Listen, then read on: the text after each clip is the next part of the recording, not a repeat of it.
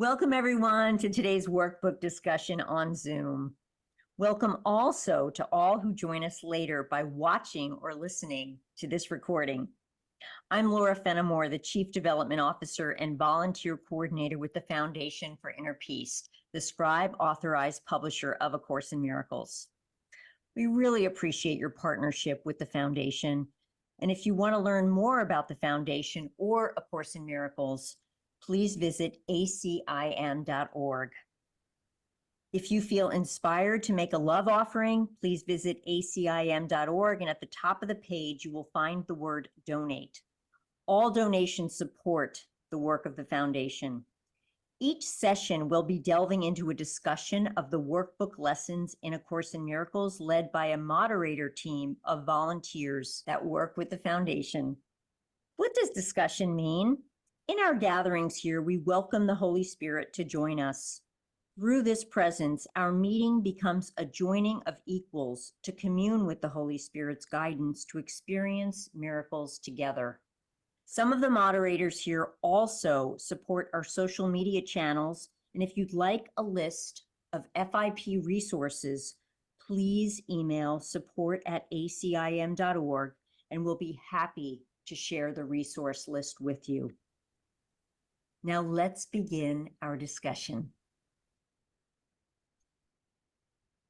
Thank you and welcome everybody to this session of discussing the course. I'd like to start off with something from the wonderful book, Choose Once Again. So if you'd all get comfortable and maybe if you can, put your feet flat on the floor with your legs uncrossed and your hands on your legs with your open palms. And take a few deep breaths and settle into that presence that adores us, that loves us unconditionally, is as close as our heartbeat and as near as our breath. Father, there is a vision which beholds all things as sinless, so that fear has gone, and where it was is love invited in. And love will come wherever it is asked. This vision is your gift. The eyes of Christ look on a world forgiven. In his sight are all its sins forgiven, for he sees no sin in anything he looks upon. Now let his true perception come to me, that I may waken from the dream of sin and look within upon my sinlessness, which you have kept completely undefiled upon the altar of your Holy Son, the self with which I would identify. Let us today behold each other in the sight of Christ.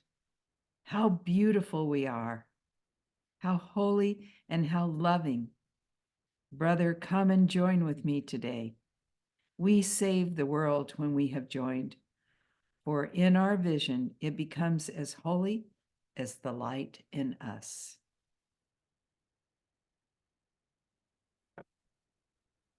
Amen.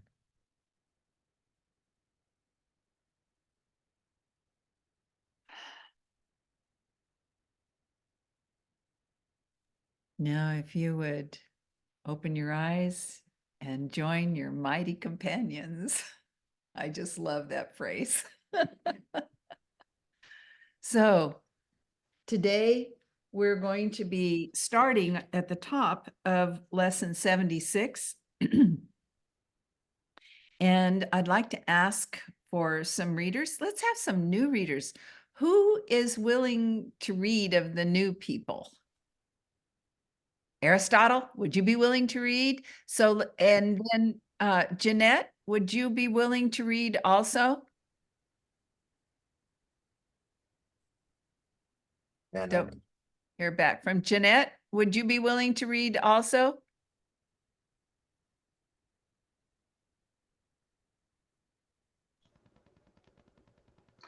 Janet would be willing to read. Okay. Where's Janet? Okay. Okay. Jeanette will have Janet read. And so what I'd like is for Aristotle, if you would read the first one and then Janet read the second, and just take turns like that. Would Cool. that work Just for you pause. guys? Okay. Yeah. We have observed before how many senseless things have seemed to you to be salvation. Each has imprisoned you with laws as senseless as itself. You are not bound by them. Yet, to understand that this is so, you must first realize salvation lies not there. While you would seek for it in things that have no meaning, you bind yourself to laws that make no sense. Thus do you seek to prove salvation is where it is not. Today we will be glad you cannot prove it. For if you could, you would forever seek salvation where it is not and never find it. The idea for today tells you once again how simple is salvation. Look for it where it waits for you and where it will be found. Look nowhere else, for it is nowhere else. Think of the freedom in the recognition that you are not bound by all the strange and twisted laws you have set up to save you. You really think that you would starve unless you have stacks of green paper strips, and piles of metal discs. You really think a small round pellet or some fluid pushed into your veins through a sharpened needle will ward off disease and death. You really think you are alone unless another body is with you. It is insanity that thinks these things. You call them laws and put them under different names in a long catalog of rituals that have no use and serve no purpose. You think you must obey the laws of medicine, of economics, and of health. Protect the body and you will be saved. These are not laws, but madness. The body is endangered by the mind that hurts itself. The body suffers just in order that the mind will fail to see it. The body suffers just in order that the mind will fail to see it is the victim of itself. To see it is the victim of itself. The body's suffering is a mask the mind holds up to hide what really suffers. It would not understand it is its own enemy, that it attacks itself and wants to die. It is from this your laws would save the body. It is for this you think you are a body. There are no laws except the laws of God. This needs repeating over and over until you realize it applies to everything that you have made in opposition to God's will. Your magic has no meaning. What it is meant to save does not exist. Only what it is meant to hide will save you. The laws of God can never be replaced. We will devote today to rejoicing that this is so. It is no longer a truth that we would hide. We realize instead it is a truth that keeps us free forever. Magic imprisons, but the laws of God make free. The light has come because there are no laws but His. We will begin longer practice periods today with a short review of the different kinds of laws we have believed we must obey. These would include, for example, the laws of nutrition, of immunization, of medication, and of the body's protection in innumerable ways. Think further. You believe in the laws of friendship, of good relationships, and reciprocity. Perhaps you even think that there are laws which set forth what is God's and what is yours. Many religions have been based on this. They would not save but damn in heaven's name. Yet they are no more strange than other laws you hold must be obeyed to make you safe. There are no laws but God's. Dismiss all foolish magical beliefs today and hold your mind in silent readiness to hear the voice that speaks the truth to you. You will be listening to one who says there is no loss under the laws of God. Payment is neither given nor received. Exchange cannot be made. There are no substitutes, and nothing is replaced by something else. God's laws forever give and never take. Hear him who tells you this and realize how foolish are the laws you thought upheld the world you thought you saw. Then listen further. He will tell you more about the love your Father has for you, about the endless joy he offers you, about his yearning for his only Son, created as his channel for forgiveness, denied to him by his belief in hell.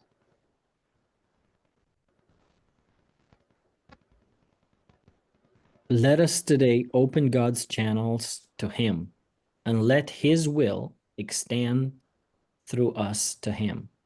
Thus His creation endlessly increase. His voice will speak of this to us, as well as of the joys of heaven, which His laws keep limitless forever. We will repeat today's idea until we have listened and understood there are no laws but God's.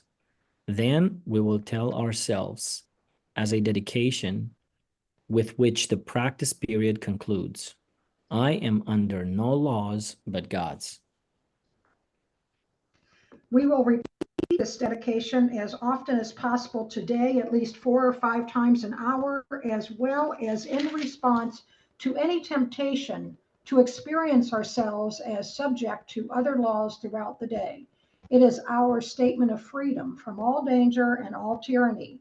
It is our acknowledgement that God is our Father and that his Son is saved. Thank you so much, both of you, for doing those readings. This is a long lesson with lots of good information in it. So going back to the first paragraph, well, let me first ask, do either one of you who read have any comments that you would like to make about what you read? Yeah, I would. Go Okay, ahead. good. Yes. No, you can go for it, Jenna, please. Okay. It was the part that Aristotle had to repeat there, and I think that's because that particular sentence needs what is often called pronoun clarification. In this case, it's the word itself. The body suffers just in order that the mind will fail to see it is the victim of itself. So I think that's what it's telling us, is that the mind is what's causing the problem. And when the body suffers, we have a tendency to not notice that it's the mind that's causing the problem. Okay, and so which part of this lesson is that in? Was that I'm sorry, it's paragraph 5, sentence 3. Pardon? Oh, Par paragraph 5? 5, 3. Yeah, Yeah. it's on the screen. Yeah. Yeah. I know on the this. screen, Sharon. Yeah, I know, and I'm looking at it too. This whole lesson really brings up a lot of a lot of questions, I think, for a lot of people, maybe, especially when it talks about immunization and how how close we are to the whole COVID thing that just happened. But at any rate, does anyone else? Okay, so that was Jeannie. What about you, Aristotle? I I've seen examples of our laws, how you see them, your laws with quote unquote, and then it says there are no laws except the laws of God. So my question is, what is the law of God? Because if it's the law of God, it cannot be exemplified with things. The first thing that comes in my mind is that the law of God is that the mind creates your experience, but that is in the illusion. The law of God must be outside of the illusion. It must be in the reality, right? Well, if you look at the word law, what does that mean to you? The law of God. What does that word mean? A rule. A rule. Uh-huh. Let's hear what Johanna has to say about it. The first thing that comes to mind is love, Yeah, the me. law of love. And love it can only be itself when it extends. And it can only extend if it includes and doesn't exclude. Right. And so the Course tells us that the reflection of love is forgiveness in this world. So the closest we can come to love is through forgiveness. And forgiveness is letting go of our investment in the illusory nature of this world. Right. Thank you. And could I ask for an extension here? And what Yeah. is love? What is the love of God? What does it actually mean? Well, I think God is. I think I- love is source, the creative source. That's just me, though. Yeah, I'll respond real quick, and then there's so many hands. I'll give other people the opportunity. What comes to mind for me, Aristotle, is benevolence, willingness, and allowance. That's what I associate with love. But I suppose it's impossible to find words, but we try anyway, don't we? Okay, Megan. I was going to say the course does say in the very beginning that it will teach you to correct your perspective so that you can experience things, but that teaching love is beyond its ability, because to teach love is not something that the course can do. Right. So I think that the course does get around it by saying our function is happiness, our function is joy, our function is forgiveness, our function is it goes around and gives you all the tools you can find with it, but then it's the inner sense of knowing what those things mean altogether to understand, and also the idea that God is eternal.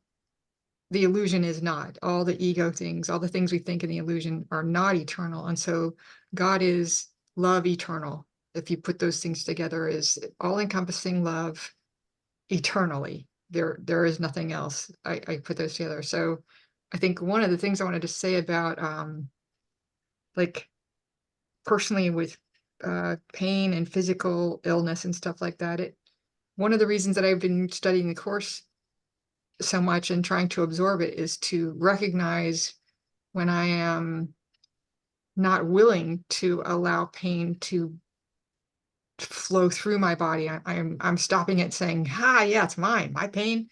I'm gonna define it. I'm gonna drug it. I'm gonna, treat it. I'm going to, excruciatingly tell people in detail what that pain is. And the course keeps telling me, stop doing all that stuff. That is not what you need to do. So I started doing stuff like playing like a little kid and trying to remember what it's like to not think of those things, to really just enjoy. So I've been rolling around on the floor.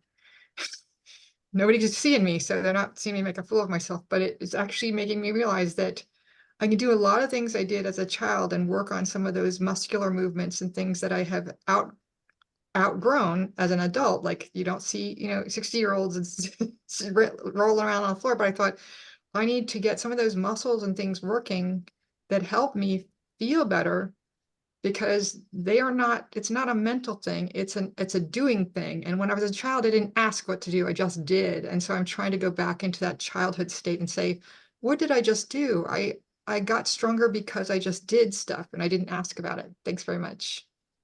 Thank you, Megan. Nanette.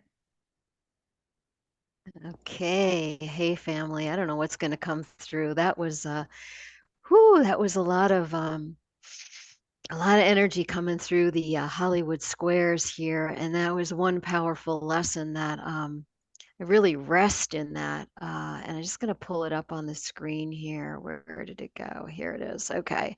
So, when I'm sharing and as we're sharing, but I'll speak from where I'm here now.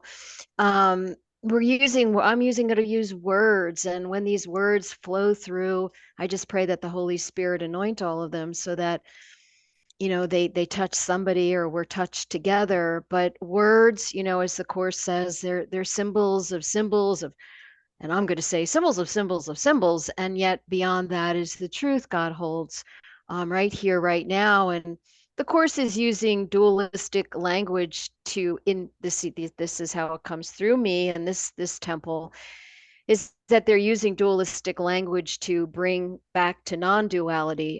It's always a practice of non-judgmental awareness, looking at what I'm not, so what I am becomes available. So words like laws, I guess that's a word that can have a lot of different meanings than a word used like love. But laws to me is just, we use words to communicate, but it's the blessing of the movement of spirit behind that energia, Holy Spirit. So laws to me are, I'm going to use the word principles. Principles are unchanging, eternal, always, forever the same.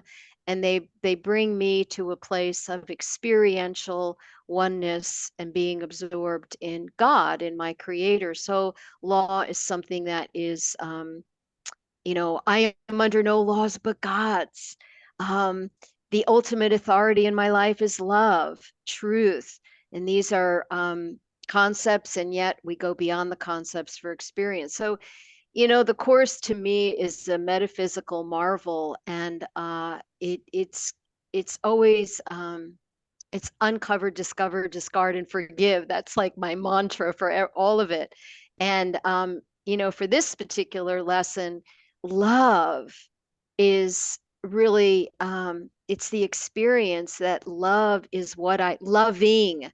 is what God causes me to be. And yet, we're using a word like cause, and I really need to just rest and say, you know what, Holy Spirit, let me hear, let me sense whatever this is trying to communicate to me in this moment. So love is because Aristotle asked that question, and that's such like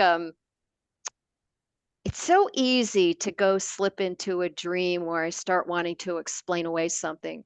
So I want to say even the word love is something we're using to connect with each other, but even it's really just experiential. So I don't know if any of that made sense, but thank you for letting me share.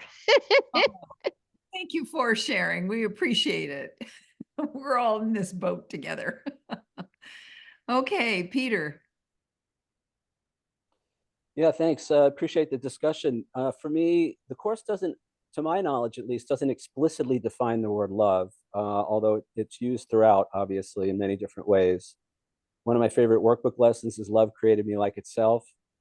But what I've kind of deduced, and this is just my own interpretation, is in many cases, love is synonymous with joining and or oneness. And it's an experience of that, an awareness of that, an experience of that. And the Course defines heaven in a similar way. And I would certainly equate heaven and love. The tricky part is, the earthly forms of love that we know as an ego often involve, well, what the Course talks about, special love. So, and I do believe, I think it was Johanna that said, the law of God is love, and love is one.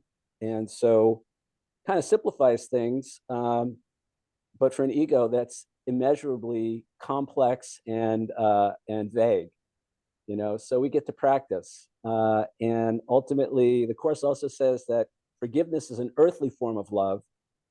So if I'm always forgiving, then I'm always loving, right? And that's my function anyway. The Course tells us our function is forgiveness. So that's what I got. Thank you.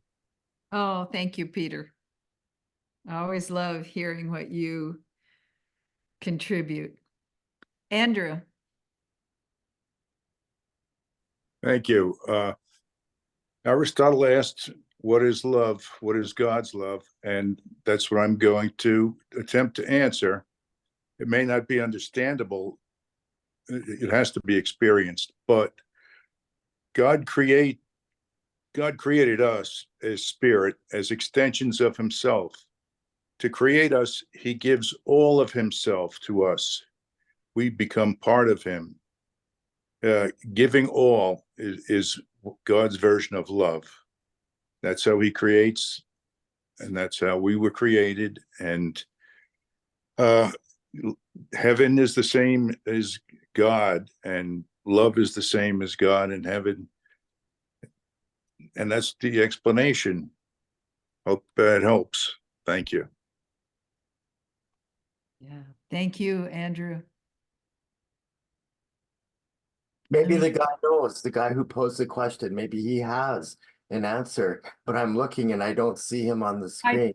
Yeah, I was doing the same thing, Bill. I was looking for Aristotle to see, did that help? But maybe he had to go. Or he is turned off his video because some reason somebody changed the setting that non-video participants are automatically not shown. Oh, That I can't see them, and my setting isn't on. Does anyone else see non-video participants? Yes, I can see them, Bill. That's got to be a setting on your end specifically. Everyone else? Yeah, Aristotle's gone, but he might rejoin. Oh, that'd be good. Okay, so there's something with my machine. At least I know where it's wrong now. Thank you. Okay, so now back up to the top of the lesson here. It says, we have observed before how many senseless things have seemed to you to be salvation. Each has imprisoned you with laws as senseless as itself. You are not bound by them, yet to understand that this is so, you must first realize salvation lies not there.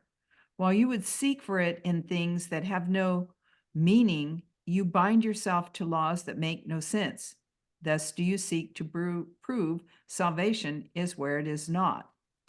I want to ask, what does salvation mean to all of you? What is your concept of salvation? And if you get there, do you stay saved? If you get saved, do you stay saved? Okay, Bill. Okay. Yeah, I knew I could answer this. So I'm just waiting for it to come to me. It'll come. Oh, I think that it's just like 72 to 75. Those lessons are the key. And I'm automatically thinking of doing a work group where we just continue to do those lessons from top to bottom over and over and over and continue with the discussion and just get those 3 lessons. And I've done a lot of work to get them. And I think that I have, and it feels like, especially with the guy that came on and asked how he did, that we're like, okay, we're restarting now. Now we're restart the whole thing back to 72. And now this 76 is just mind-blowing. I just have to say, it's really gonna do the trick. And it's just gonna be awesome to see how they just keep on adding up. At some point, it's gonna have to restart. I'm thinking it did now, but we're on 76. Okay, sorry. I just needed to get that out there. And the salvation is that that's exactly right.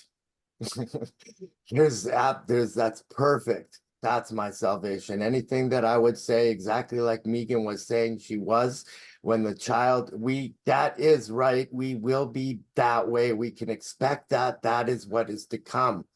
So it's not what's not to come. That is what's to come, and that we will be acting exactly how we were, instantly reacting perfectly. That's where we'll be. That'll be salvation. But don't you think it's important to remember that it's not like something that's going to come. It's like here right now.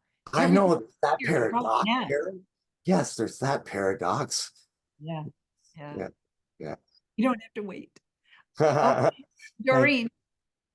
Thank you, Bill. Thank you. Yeah, what was the question again? Salvation, what does that mean to me? Salvation to me means seeing and experiencing everything like the Holy Spirit does and like God does. Yeah. And that increasingly until God reaches down and pulls me up into heaven. But that might take a while. But yeah, that's what salvation is to me. That's how I perceive it. Thank you. I agree. Peter. Yeah, so for me, salvation means waking up from the dream and remembering who we really are, and we do that through the excuse me, we do that through the process of forgiveness. Mm-hmm. And remember, only I can save the world because only I have damned the world, condemned Right. the world, and it's that shift in perception, that change of mind about the world. Recognizing we're the cause and not the effect, and that's what frees us from the dream, and that's salvation. Mm-hmm. Mm-hmm. Salvation is also just hanging out with you guys. Yeah. Thank you, Peter.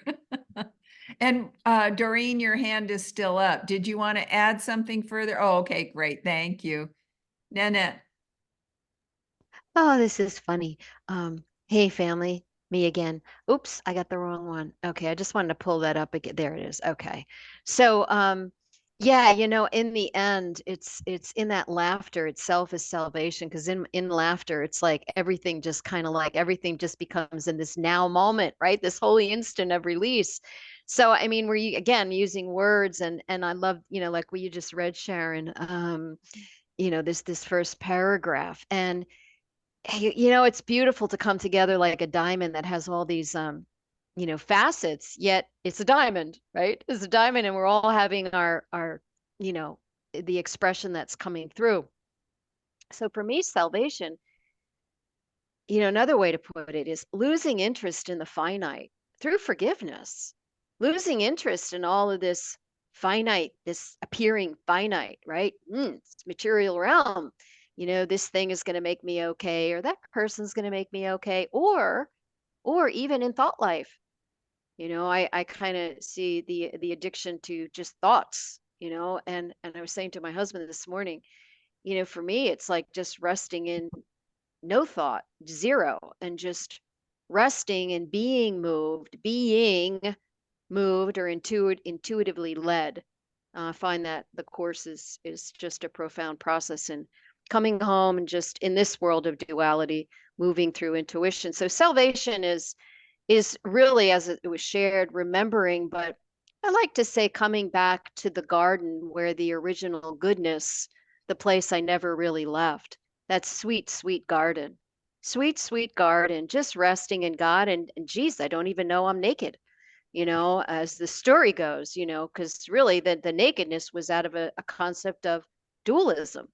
So there you have it. Thank you for letting me share. Thank you, Nanette. Oh, Maggie. Yeah, thank you, Sharon, for the question, because it's so fun to get to listen to the different responses. I agree with Nanette. It is, it's like we're all looking at the same thing, but maybe from a little angle, and different words are meaningful to different people. And it's just interesting to get to hear everyone's definitions. Something that came into my mind, though, as I was just listening to you all and kind of looking at the first couple paragraphs of this lesson that we're looking at right now, is that it kind of depends too on like who you're asking the question with, I suppose, which teacher, right, you're asking that question with, because it says salvation 5 times in these first 2 paragraphs. And the very first sentence is, we've observed before how many senseless things have seemed to you to be salvation, right? So we have like this perspective of what the ego thinks of as salvation. And I hear all of the beautiful responses that people are giving. And I think, right, like that's the right-minded interpretation of salvation. And I appreciate all of those that were being highlighted. But it just occurred to me how this lesson speaks a little bit to the sense that we can be confused about this, and we can think that our salvation, like from the ego's perspective, is to find ways to be safe as the body. Like, I am separate, I am this body, and I need certain things in order to be safe as this body. I need to see that guilt is outside of me, and I need to make sure the body survives somehow. And so we get into the other paragraphs where it talks about paper strips and medicine, things like that. So it's just interesting to consider, I guess, that when that question was posed, it's like, who are we asking that question with, and who are we like answering that question with? Just something else to consider. Thank you. I appreciate that. Megan. First and foremost, I think salvation for me is remembering to laugh, because they said that we somehow forgot to laugh and became egos and separated ourselves from God. So I think sometimes when things are going on and my ego's taking control, the immediate way for me to block it is to start laughing at it and going, okay, this is funny. This is just plain funny. And so for me, salvation means the opposite it's the remembering that no matter what things are going on, that I am still a child of God, that I will always be, that I am never alone, and that whatever the ego tells me, I need to challenge because it's not in charge. The minute I let it be in charge, I have let go of the salvation. When I start questioning it and saying, there's got to be a better way and God is that way, then I've accepted salvation. So although I get there every now and then where the ego is in control and in charge, I'm doing more questioning and more laughing these days about, yeah, I don't think you're in charge. I think you're just a big fool, fooling me a lot, and I'm not laughing, and I need to start laughing more. Thanks. We all need to start laughing more. Well, thank you all for indulging me in what do you think salvation means to you? For me, salvation is remembering that nothing real can be threatened. Nothing unreal exists, and herein lies the peace of God. To me, that just says everything. And I know the Course says all kinds of other stuff that really helps us navigate. But for me, that's the like germ seed of the whole Course, is that there's nothing but God, just nothing else. So let's go to paragraph 2. Today we will be glad you cannot prove it. He's talking about, thus do you, while you would seek to find it in things that have no meaning, you bind yourself to laws that make no sense. Thus do you seek to prove salvation is where it is not. Today we will be glad you cannot prove it. For if you could, you would forever seek salvation where it is not and never find it. The idea for today tells you once again how simple is salvation. Look for it where it waits for you, and there it will be found. Look nowhere else, for it is nowhere else. So where do you think salvation is waiting?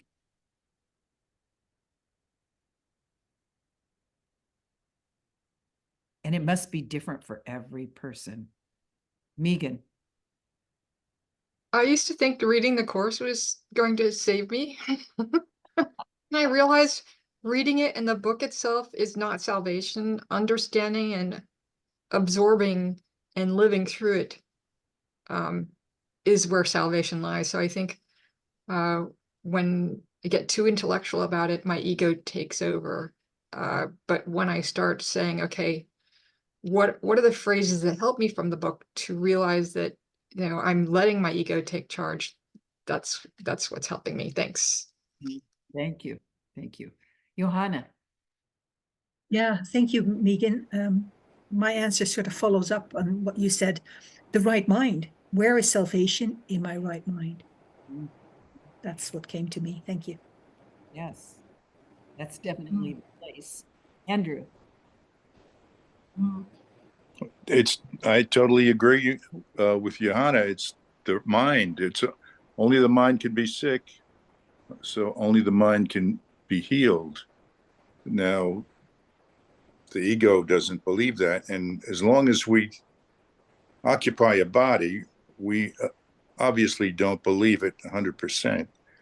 because belief is everything. Belief makes perception, but that's where the salvation is, that in the mind. That's where it has to be.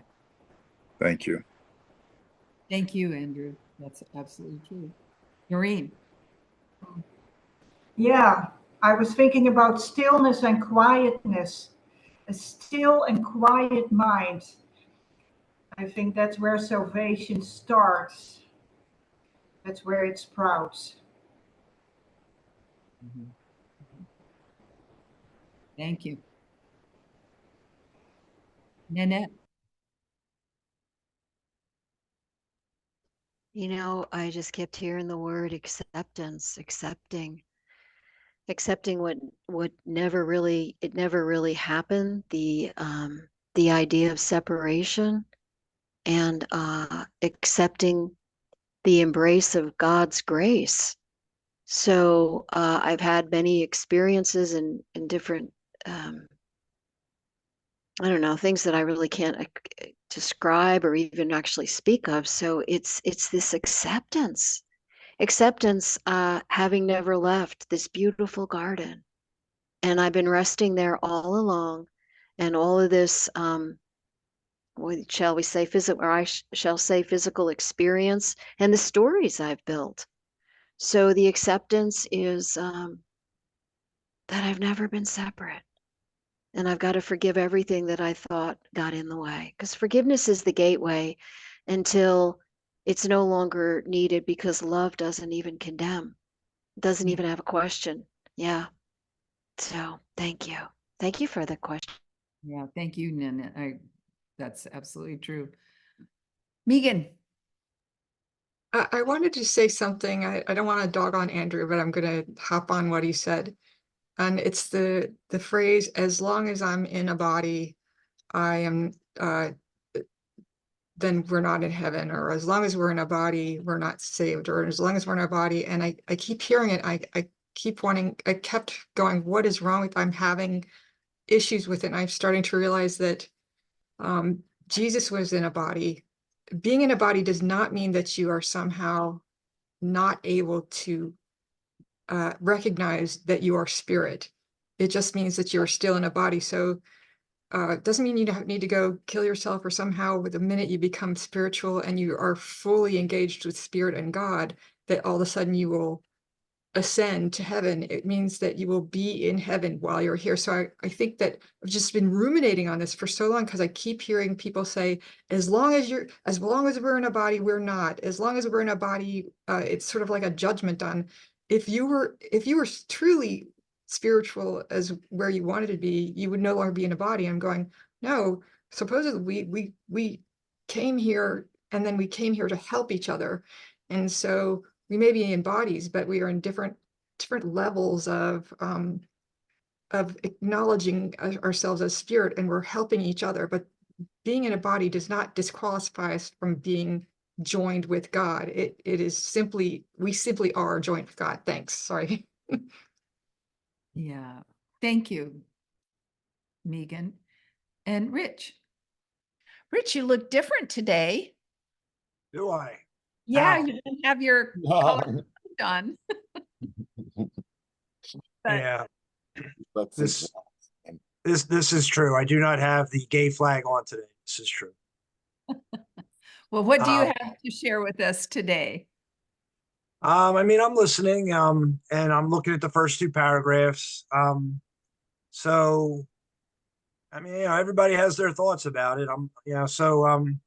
Laws of God to me are a real thing. It's not a metaphor. I mean, if I feel any doubt, fear, remorse, anxiety, guilt, shame, or any other negative emotion, I have violated a law of God, period. Like that's what it is. So, and I don't want to do that. Thought, word, or action. Nothing I say contradicts what I think or do. No thought opposes any other thought. No uncertainty, no doubt.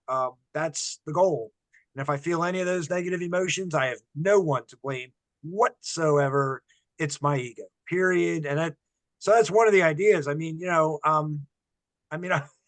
for me, you know, it's about mind training, mind clearing, mind strengthening. I mean, there is a little bit of a process here. The reason that the ego is not real is because it's not God's will, but it is a temporary problem for a human who has made it. So, miracles is a sentence in the book.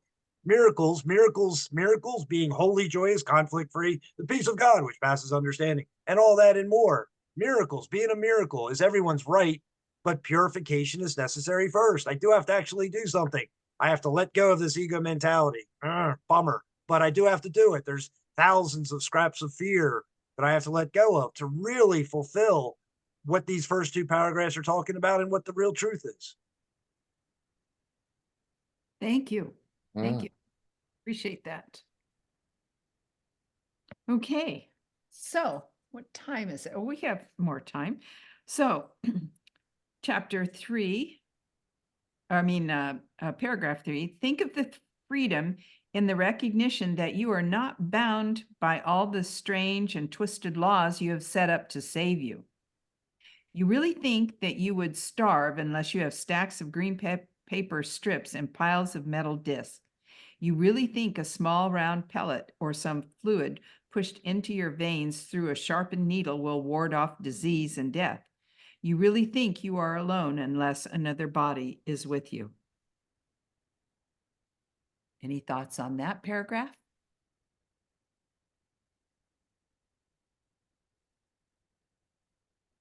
Sharon, why don't you read the next paragraph as well? Because they go together. Okay. It is insanity that thinks these things. You call them laws and put them under different names in a long catalog of rituals that have no use and serve no purpose. You think you must obey the laws of medicine, of economics, and of health. Protect the body and you will be saved. Andrew.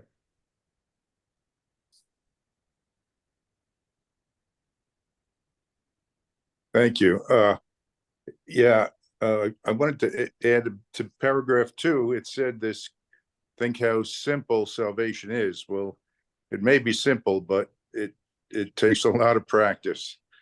The stuff about money and how to protect the body. It's all about the body's comfort, the body's needs, how to keep it healthy and safe. That's the illusion that we live in. And I mean, I was corrected about my belief in the body by Megan. I agree with her, but it takes a lot of practice to get to where Jesus was. Oh, yeah. And I understand that there have been people who lived for decades without eating food. I've read about them, but I can't do it. Anyway, I just thought I'd throw that in, how it's simple but not easy. Yes, that's Right. very true. Thank you. Thank you. Peter. Yeah, so I sound a little bit like a broken record with this, but the question is, who do you think you are? Who's the you that you think you are? If you think you're a body, then all these things make perfect sense. But of course, we're told over and over and over again. I think one of the most used phrases in the Course is, I am not a body, I am free, or I'm still as God created me. So we have this identity crisis. We've forgotten who we really are. And so I think Maggie was kind of alluding to this earlier. It really, one set of laws will apply if I think I'm one thing, and another set of laws and another road to salvation will apply if I think I'm something else. So it really comes down to, and this becomes the basis for the decision maker, choosing between the right mind and the wrong mind. It comes down to, there's a section in the text, self-concept versus self.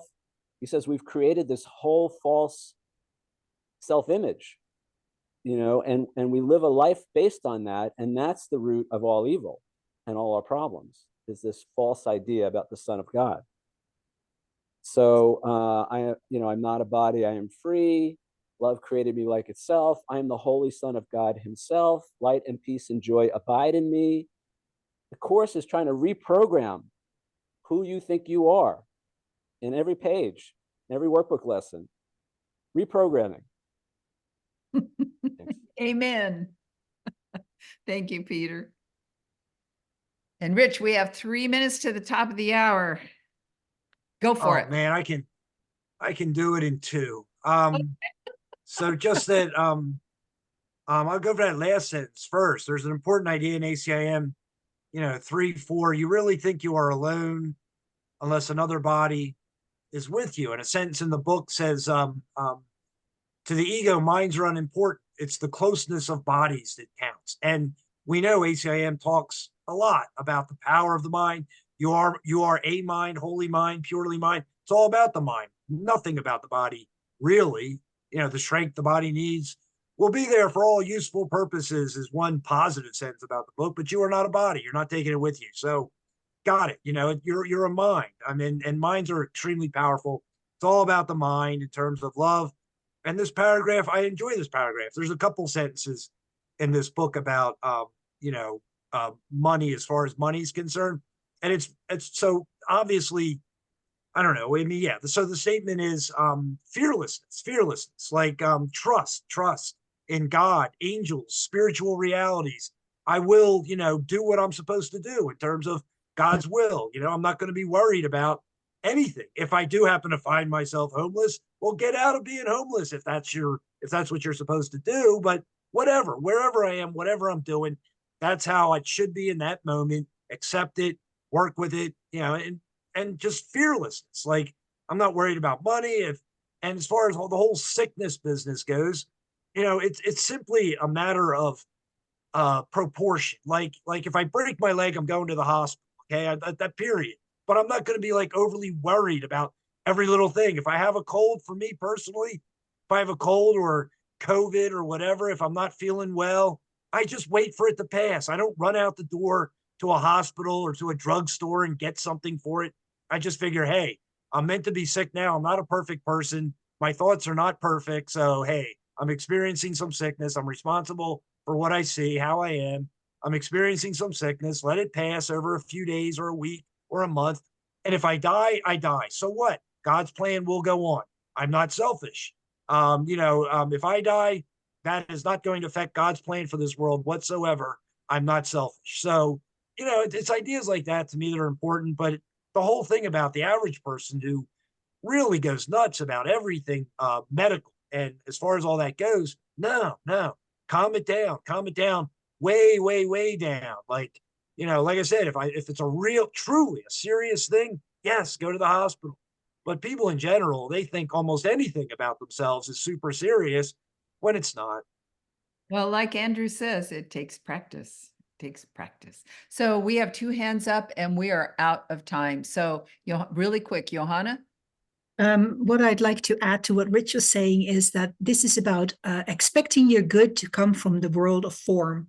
And that is making an idol out of the world, items in the world of form. And the Course warns us against that. That was what I wanted to add.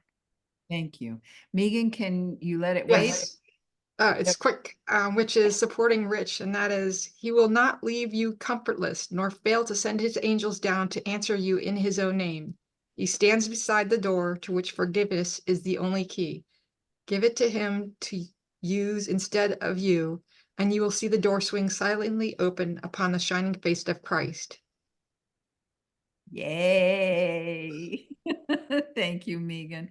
So I have a little prayer that I would like to read to you. It's from the text from chapter 28 to close off our session today. And thank you all for being here. It says, the miracle comes quietly into the mind that stops an instant and is still. It reaches gently from that quiet time, and from the mind it healed in quiet then to other minds to share its quietness.